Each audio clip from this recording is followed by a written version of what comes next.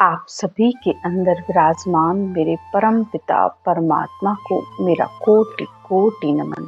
आज प्रतिज्ञा जी प्रश्न करती हैं कि मैंने सुना है अधिकतर सत्संग में कहा जाता है कि स्त्री की मोक्ष नहीं होती, क्या ये सच है? लेकिन आम तौर पर सत्संग में पुरुषों से ज्यादा तो बल्कि स्त्रियां होती हैं और स्त्रियों के अंदर प्रेम भाव बल्कि ज्यादा देखने के लिए मिलता है। तो परमात्मा ऐसे कैसे कर सकता है कि पुरुषों की मोक्ष होगी और स्त्रियों की नहीं? आप प्लीज मेरी इस बात का उत्तर जरूर दीजिएगा। राम राम। प्रतिज्ञा जी, आपके सवाल का जवाब देने से पहले मैं सबसे पहले तो आपसे एक सवाल करना चाहती हूँ। आपके या किसी के भी अगर दो बच्चे हों, एक बेटा और एक बेटी, तो क्या माँ बाप उसमें फर्क करते हैं? क्या वो ये चाहते हैं कि उनका बेटा तो सुखी रहे लेकिन उनकी बेटी भले दुखी रहे? क्या ऐसा वह चाहते हैं? मुझे नहीं लगता संसार का कोई भी माता पिता हो कभी भी नहीं चाहेगा कि उसकी बेटी दुखी रहे, बल्कि वो उल्टे ये चाहेगा, उसे अच्छे से पता है कि बेटा तो फिर भी कर लेगा जैसे तैसे, लेकिन वह हमेशा यही चाहेगी कि मेरी बेटी जहां भी जाए जहां भी रहे सुखी रहे। तो बताइए परमात्मा कैसे फर्क कर सकता है कि पुरुष की मोक्ष होगी और स्त्री की मोक्ष नहीं होगी? परमात्मा के दरबार में सब बराबर हैं, चाहे स्त्री हो चाहे पुरुष हो, कोई भी हो, सब बराबर हैं। अब आप ज्ञान के अनुसार इस बात का आध्यात्मिक अर्थ समझिए कि ऐसा क्यों कहा जाता है कि स्त्री की मोक्ष नहीं होगी। तो ज्ञान के अनुसार आत्मा तो चाहे पुरुष की हो या स्त्री की हो या पशु पक्षी जीव जंतु किसी की भी आत्मा हो, सब आत्मा स्त्री ही है। अब ऐसा इसलिए भी कहा जाता है क्योंकि आत्मा शब्द एक स्त्रीलिंग शब्द है, लेकिन आध्यात्मिक अर्थ को भी आप अच्छे से समझिए। जो आत्मा मनुष्य जन्म मिलने के बाद भक्ति करती है, ज्ञान को धारण करती है, तो वह आत्मा चेतन हो जाती है, जिसे हम आत्म चेतन भी कहते हैं। यानी आत्मा परमात्मा के संग से चेतन यानी जागृत हो जाती है।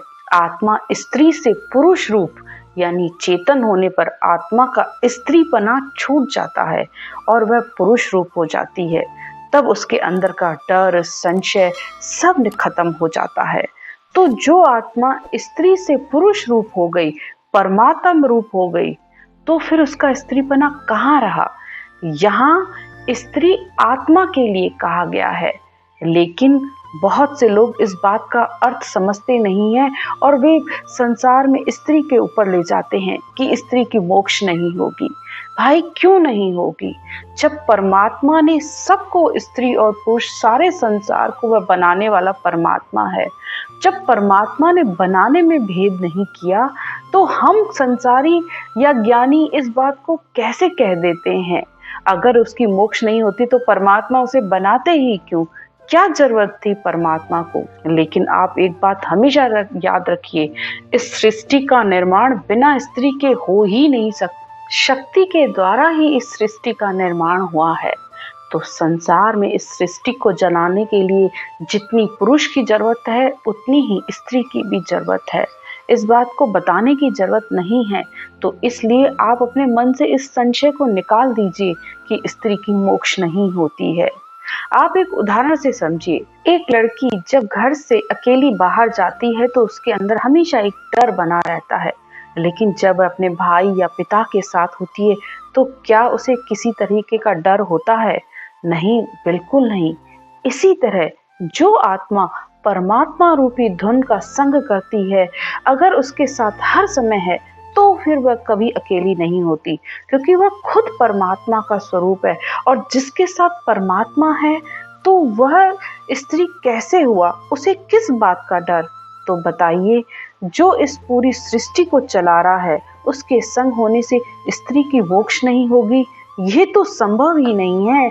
बाकी ज्ञानियों की क्या बात कही जाए, वे तो जो मन में आया कह देते हैं या ज्ञान का आध्यात्मिक अर्थ समझ ही नहीं पाते, या तो कहीं पढ़ लेते हैं या सुन लेते हैं, बस उसी बात को सुना देते हैं।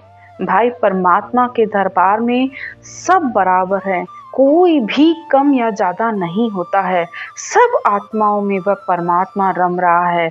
बस जिसने जाना उसने उस परमात्मा की प्राप्ति कर ली। फिर वह चाहे स्त्री हो चाहे पुरुष हो, कोई भी हो, तो ज्ञान में विश्वास रखिए, ज्ञानी में नहीं। जिसको ज्ञान पे विश्वास होता है उसी को परमात्मा की प्राप्ति होती है। आज की चर्चा यहीं तक। राम राम।